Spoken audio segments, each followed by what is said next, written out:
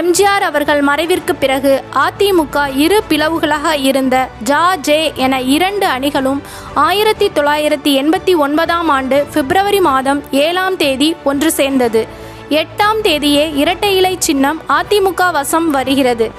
அதன் பிறகு ஜானகி அம்மா அவர்களுடைய சொந்த நிலத்தில்தான் இன்று ராயப்பேட்டையில் இருக்கக்கூடிய அதிமுக அலுவலகம் இயங்கி வந்தது.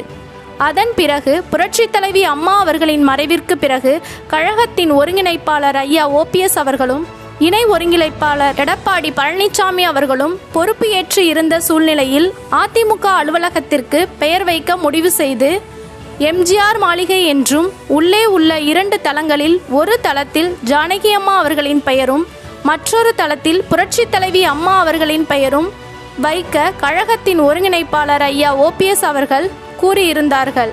ஆனால் அன்றைய முதல்வரும் இணை ஒருங்கிணைப்பாளர் எடப்பாடி பழனிசாமி அவர்களும் ஜானகி அம்மா அவர்களின் பெயர் வைக்கக்கூடாது என்று ஆணித்தரமாக மறுத்துவிட்டார்கள். அன்று வேண்டாம் என்று சொல்லிவிட்டு இன்று ஜானகி அம்மா அவர்களுக்கு 100ஆண்டு விழா நடத்துகிறோம் என்று தொண்டர்களையும் மக்களையும் வரும் தேர்தலில் வாக்கு சேகரிப்பதற்காக நாடகமாடி வருகிறார் எடப்பாடி பழனிசாமி.